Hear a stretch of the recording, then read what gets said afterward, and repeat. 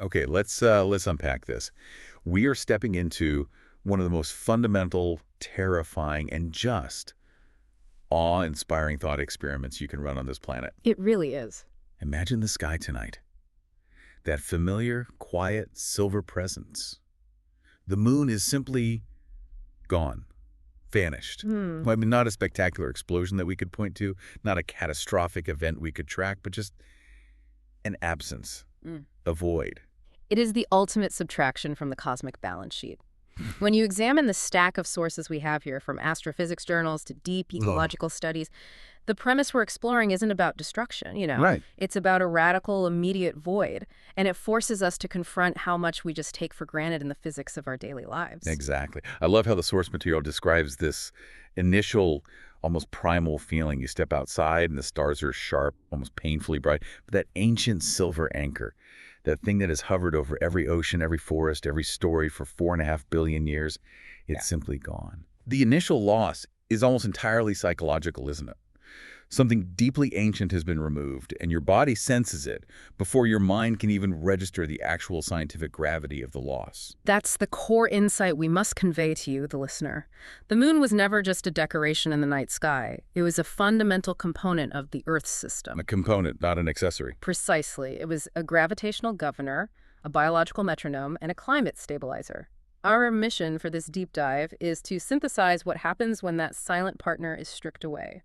We're examining these sources to unpack the immediate physical shockwaves, the subtle biological chaos, and the centuries-long planetary instability that follows. And the immediate sensory impact is so stark, the source notes that the darkness is deeper, almost aggressive. Aggressive is the right word. When we think of night, we rarely think of absolute darkness, because even on the most cloudy night, the atmosphere catches ambient light, and often that's reflected moonlight. But now, that ambient glow vanishes. It softened the edges of the world, Without that secondary, consistent, celestial light source, shadows lose all their softness. Night no longer glows faintly. The source uses this incredibly powerful phrase. I know the one you're talking about. It says night collapses inward. Whoa. Imagine looking out your window and seeing a night that is fundamentally hostile, unyielding. A darkness so profound it feels less like an absence of light and more like a physical pressure. Night collapsing inward. That's terrifying because it suggests a change in the emotional and psychological landscape of the entire world. Okay, let's jump into the first major undeniable shockwave, because this is where the physics really start to hit the fan, and it happens fast. Very fast. The first shock, as the source materials immediately point out, arrives through the oceans. We're talking about the gravitational influence of the moon, which is the primary driver of our ocean tides vanishing. Right. And that leads to the tides weakening dramatically within days. This is the rhythmic, massive, two-way pulse. The breathing of the seas, the high-low pole release, losing its power almost instantly. This is the first dramatic change that would be visually and scientifically immediate, and it illustrates the sheer scale of the moon's influence. While the sun does contribute to tides, its effect is only about 1/3 of the total force. Only a third. So the moon is doing all the heavy lifting. It's the primary engine, absolutely, because of its proximity. It's responsible for approximately 2/3 of that daily energetic sweep. Losing that means the vast energetic mixing of the oceans is suddenly and profoundly dampened. We would see a dramatic and rapid flattening of the tidal range globally. But wait, if the sun still has some tidal influence, wouldn't the oceans just, I don't know, settle into a new, smaller rhythm? Couldn't the world adapt to just lower tides? That's a crucial question. And the answer is that the adaptation required is massive and immediate. The sources emphasize that the problem isn't just the height of the water. It's the energy and the rhythm that are lost. The energy. Okay. The sun would still create residual tides, yeah, but they would be small and often unpredictable, especially away from the equator. And crucially, we would lose the familiar spring and neap cycles, those massive swings that happen when the sun and moon align or oppose. Wow, right. The sheer kinetic energy required to mix and oxygenate the world's coastlines would just be gone. So what does that catastrophic drop in kinetic energy mean for the coastline? I imagine the ocean doesn't just settle into a flat, benign surface. It must stagnate near the shores where it matters most for life. Precisely. We move from the spectacle of the missing tides to the quiet, devastating consequences for coastal waters.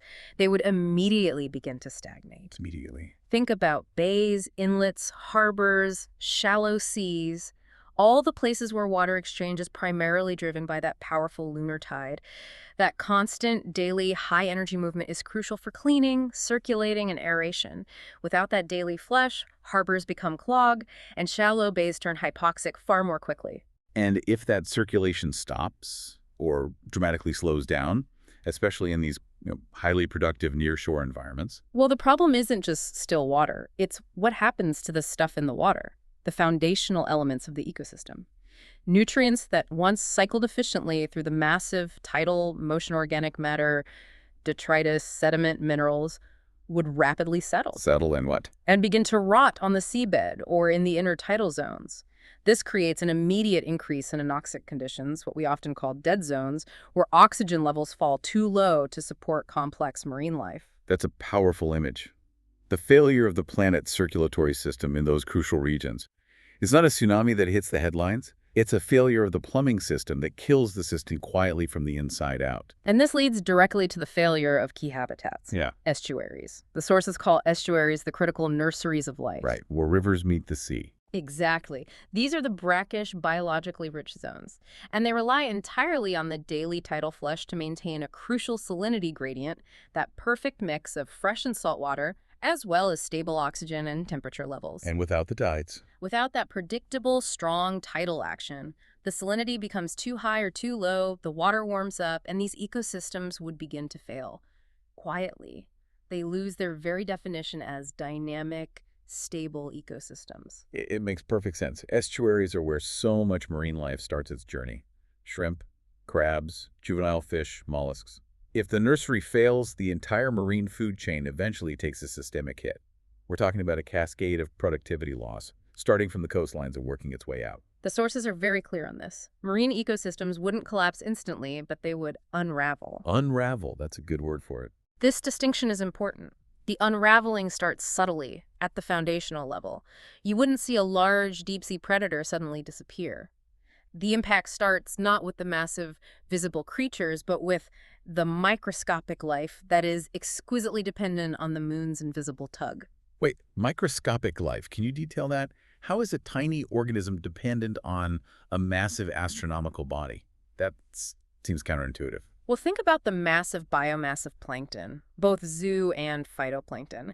These organisms don't just float randomly. They often rely on specific depths to manage sunlight exposure and nutrient uptake. Okay. Phytoplankton needs to stay close to the surface for light, but they need the nutrients brought up from the depths. They utilize the vertical mixing action of the tides and the deeper ocean upwelling mechanisms that tidal action influences to deliver those nutrients to them. So the tides act like a giant planetary blender, making sure everyone gets what they need. Exactly. Their productivity is tied directly to that vertical and horizontal circulation. If the base of the food chain, the microscopic organisms responsible for most of the ocean's oxygen production and nutrient cycling, begins to struggle due to stagnation, well, everything above them is immediately affected. It's the definition of a bottom-up cascade. The tiny things fail first, and the great complex systems follow. That's it, and it is a powerful image. The entire food chain starting to fail from the bottom up, silently and invisibly. We always focus on the big creatures, but it's the tiny ones doing the heavy lifting and responding first to the environmental stress. And this stress affects the land interface too, right? We can't forget the shoreline changes. Oh, absolutely. Even if the water movement is just dramatically weaker, the long-term erosion and deposition patterns shift dramatically. The relentless, predictable, twice-daily movement of water sculpts every coast on Earth. When that predictable power source is removed, those patterns are disrupted. Disrupted how? Does the sea level just suddenly drop to a mean average? It settles to a mean average, yes. But crucially, the kinetic energy that moves sand and sediment is reduced. Erosion and deposition become less frequent and less energetic, but the forces are less predictable. So our infrastructure would be at risk. Coastal infrastructure, built to withstand the old, rhythmic, predictable high and low tides, would suddenly be exposed to new, unfamiliar erosional forces, often focused on a much smaller vertical band. Piers, seawalls, harbors, all designed for the constant dynamic range, would start to face unexpected stresses. So, okay, let's recap. On day 1, we notice the tide is weak. By day 30, Our coastal infrastructure is under threat, estuaries are stressed, and the foundation of the ocean's food chain is struggling due to stagnation. This is far more immediate and systemic than I initially realized. Yeah. It's not a slow leak. It's a massive functional degradation. That failure of the ocean's physical rhythm leads us perfectly into the biological consequences. We're moving from the macro-physical shock to the subtle intrinsic disruption of life itself. The moon isn't just an anchor for the planet. It's a silent cosmic metronome for every living organism, dictating timing. The loss of this biological clock must be absolute chaos for anything living near or in the water that relies on precise timing. It is profound biological desynchronization. We're talking about species that have evolved to explicitly synchronize their life cycles with the lunar pole over millions of years. The sources mentioned spawning, feeding, migration patterns. All of it would instantly lose its coherence. They've spent millennia relying on these incredibly precise, predictable cues. And now they're gone. Give me a specific, memorable example of a species that would just lose the plot instantly.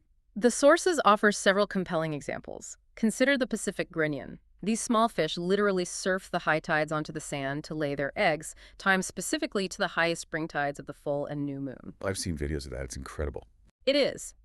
But if those massive, predictable spring tides vanish, or their timing becomes erratic due to the purely solar tidal residual, the grinion's entire reproductive strategy, which relies on burying eggs safely above the waterline for 2 weeks, fails completely. Wow.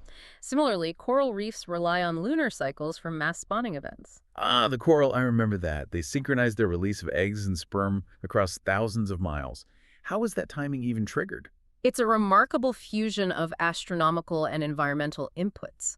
The synchronization is often triggered by the precise phase of the moon, combined with factors like water temperature. This ensures that gametes from geographically disparate colonies are released simultaneously, maximizing fertilization. And if that cue vanishes? Their reproductive success tanks. The timing needed for simultaneous release is lost. This is not just inconvenience. This is a fundamental failure in biological continuity for entire phyla. Wow. This is truly system-wide biological desynchronization. But let's look inland now at the sensory and psychological impact of that. That aggressive darkness you mentioned earlier, the night collapsing inward. The psychology of absolute darkness is highly underrated. The sources confirm that for both diurnal and nocturnal animals and humans, nights would feel longer, heavier, and far more dangerous. Right. The moon always did two things. It softened the darkness, preventing total sensory cutoff, and it provided a consistent celestial object for orientation and reassurance. It was a known constant that offered a sense of scale and safety. Without that buffer, the night becomes a zone of pure, unmitigated shadow. And that has immediate, profound biological consequences for how things interact in the dark, especially for survival. Absolutely. Think about predator-prey dynamics. Predators gain an undeniable massive advantage in that absolute collapsed darkness. Their camouflage and ability to utilize surprise attacks become much more effective. And for the prey. Conversely, prey species, which often rely on peripheral moonlight or subtle shadows for spatial awareness and early warning, would panic more easily. They'd become disorganized targets. The delicate, evolutionarily honed balance of the nightly hunt is immediately and dramatically tipped in favor of the hunter. And it doesn't stop with animals. We're affected too, right? Yeah. Even if we live in brightly lit cities. It gets into our core timing mechanisms, the subtle machinery of our bodies that we think are only tied to the 24-hour solar cycle. The hidden effects on our circadian and infradian rhythms are profound. Our circadian rhythms, the internal clocks that regulate sleep, metabolism, hormone release, mood, they begin to drift or function suboptimally. Oh, so I thought that was all about the sun. The 24-hour cycle is primarily set by the sun, yes, but our internal clocks are honed over millions of years, subtly integrating external environmental cues, including the soft rhythm provided by the lunar cycle. How does that subtle input affect something as robust as human sleep? The sources suggest that the sudden, complete absence of this ancient cue means human sleep would fracture. We know, even from recent studies, that human sleep patterns show subtle variation tied to lunar cycles, even when exposed to artificial light. The abrupt removal of this environmental constant would lead to higher rates of desynchronization, impacting alertness, mood regulation, and long-term health.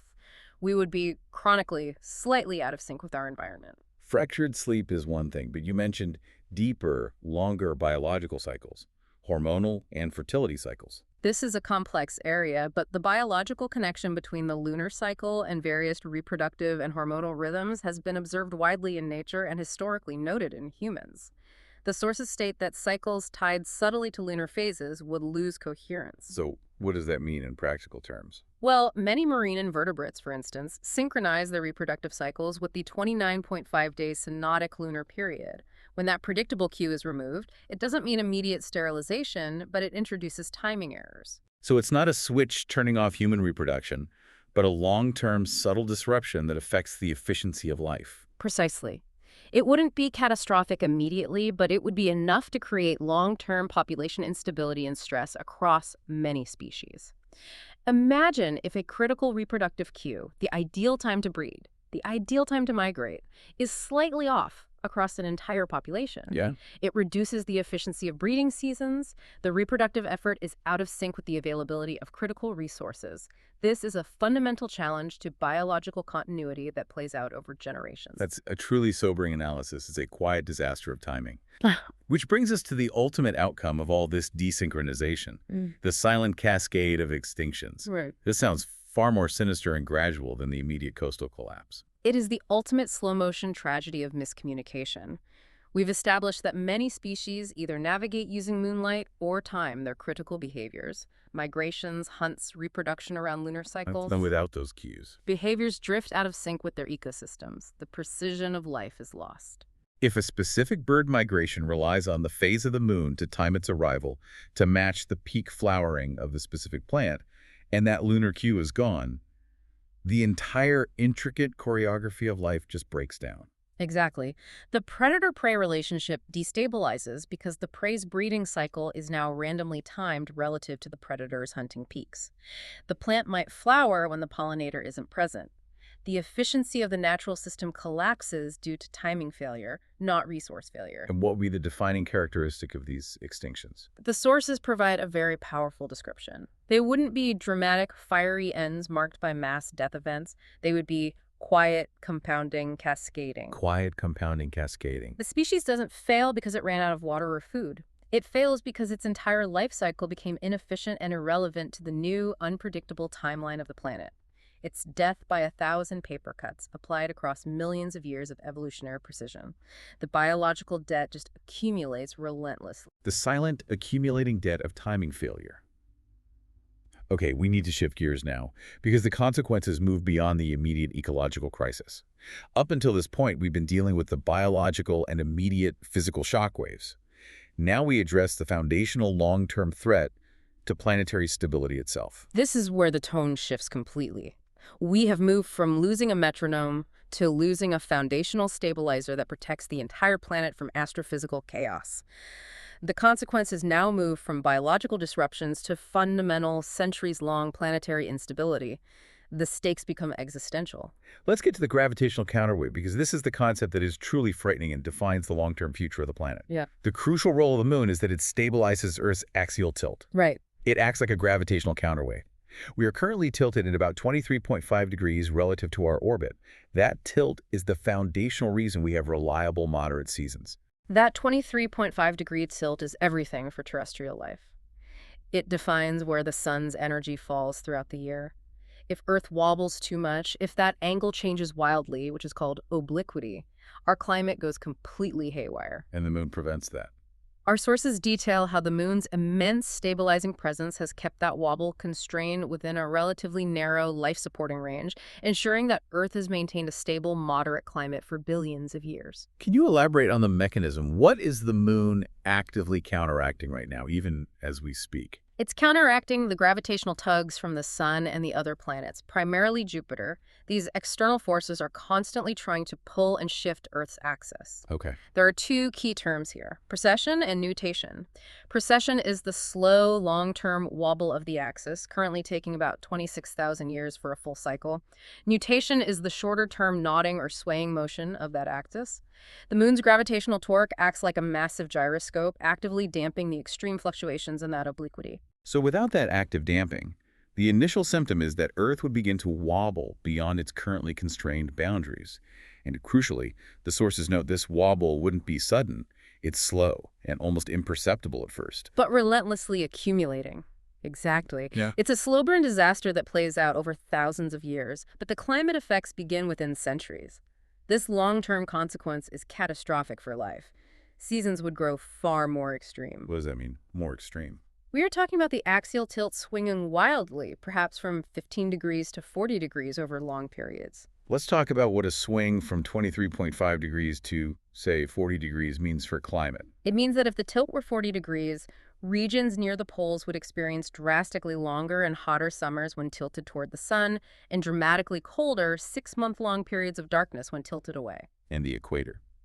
Conversely, equatorial regions would experience less seasonal variation, but the overall energy distribution across the planet becomes radically skewed. Climate zones would drift, unpredictably and often violently, across continents. Imagine trying to be a farmer or an engineer in a temperate zone that, over the course of 1,000 years, slowly becomes either an Arctic wasteland or a tropical swamp due to the shifting tilt. It is impossible to predict or manage. And the risk is not just a gradual shift, but the potential for rapid, catastrophic climate shifts, like abrupt ice ages arriving with little warning. If the polar ice caps, which play a massive role in reflecting solar energy, are suddenly exposed to prolonged periods of intense summer radiation. My God. The sources suggest deserts could form where temperate forests once stood, and vice versa, because the seasonal energy distribution across the planet is fundamentally broken. It is inherently unstable. This isn't just bad weather. This is the complete breakdown of the predictability that allows civilization to function. That is the core takeaway for civilization itself. Weather becomes less rhythmic and far more volatile. We're not talking about simple, intense storms, but deep unpredictability. The foundational uncertainty about what the climate will be like in 5 or 50 years. And that deep unpredictability, that's the silent engine of civilizational collapse. It is. I understand the macro concept, but why does this specifically hurt agriculture so much on a day-to-day level? Farmers deal with unpredictable weather all the time, surely. They deal with variability within a predictable pattern. A farmer knows with high confidence roughly when the growing season starts, when the rainy season is due, and when the average frost date falls. They make massive financial and logistical bets, planting billions of seeds based on that calendar certainty. And if that certainty is gone, When the planetary axial tilt is unstable, planting windows become unreliable. Harvests are ruined by sudden, unpredictable swings in temperature, or rainfall that arrives at the wrong time of year due to climate zones migrating. Food security just dissolves into a game of chance. this leads us to that fundamental realization about human society. Civilization depends on predictability more than raw power or wealth. Absolutely. The removal of the moon doesn't just damage physical infrastructure. It destroys the assumptions upon which that infrastructure was built. Infrastructure assumes stable coastlines. Farming assumes reliable seasons. Global trade assumes predictable weather patterns for navigation. The sources state that when you remove the moon, all of those fundamental assumptions erode, not overnight, but relentlessly. Every large-scale project, from building a power grid to establishing a national reserve, is built on the foundational certainty of a stable, predictable Earth. That certainty is systematically annihilated. That is a terrifying thought, the quiet erosion of certainty. Hmm. Let's circle back to the ocean, because the deep ocean failure seems intrinsically linked to this global climate volatility, completing the feedback loop of chaos. It is the ultimate system-level failure. We started by discussing the immediate surface effects of weakened tides, but the long-term impact on the deep ocean is devastating because it affects the global climate regulator, the thermohaline circulation. Often called the global conveyor belt. That's the one. The massive system of currents that moves warm surface water to the poles and cold, dense water back toward the equator. It acts like the planet's internal heating and cooling system. Right. And while temperature and salinity are the main drivers, weakened tides result in reduced mixing of deep and surface waters across continental shelves and critical choke points. This dampens the overall efficiency of the conveyor belt. So it slows down. And when that massive circulatory system slows down, the distribution of heat becomes erratic, contributing massively to the climate volatility we discussed from the axial wobble. And if that mixing slows down, what happens in terms of life support? Oxygen distribution suffers dramatically. Deep, cold, nutrient-rich waters aren't being brought efficiently to the surface to support vast ecosystems, and oxygen-rich surface waters aren't penetrating the deep, cold layers. The predictable result is that dead zones would expand exponentially. Large areas of the ocean would become anoxic, incapable of supporting complex multicellular life. This massive biological failure feeds back into the global climate, as dying organisms affect the carbon cycle. This feeds back into the societal collapse we mentioned. Fisheries decline globally, not just because the coastal nurseries failed, but because vast stretches of the open ocean are literally dying. Food sources vanish. And coastal civilizations built for millennia around predictable, rich seas would have no choice but to retreat inland. The source draws a chilling conclusion here. Borders would shift not because of geopolitical conflict, but because coastlines themselves would become unreliable. Unreliable coastlines. Imagine the mass global displacement driven purely by the fact that the sea level and the very shape of the land near the water are constantly, unpredictably changing due to geophysical instability caused by the axial wobble and erosion shifts. That's the critical point. The physical environment transitions from a stable backdrop to an active, unstable, and hostile threat to organized human society. We have to now look at how humanity and life itself attempt to deal with this permanent new reality. As the planetary reality becomes harsher and more unpredictable, we must address the internal impact, the cultural hollowing. The moon has such a deep, ancient, and pervasive connection to humanity. It wasn't just a light source, it shaped our fundamental concepts of time, mystery, and destiny. It is the ultimate shared symbol, visible to every person on Earth every month. The moon provided the foundational material for our earliest concepts of cyclical time lunar calendars, drove agriculture and ritual. It fueled our myths, poetry, rituals. It symbolized cycles of death and rebirth, madness, fertility, romance. And now that celestial constant, that symbol, is gone at once. The human race would feel a profound psychological hollowing. That silent shared reference point is simply erased. That must cause a massive crisis of meaning. When a physical presence that anchored so much of our spiritual and storytelling life vanishes, how do humans react on a mass scale? The religious and philosophical landscape would scramble intensely to reinterpret meaning and history.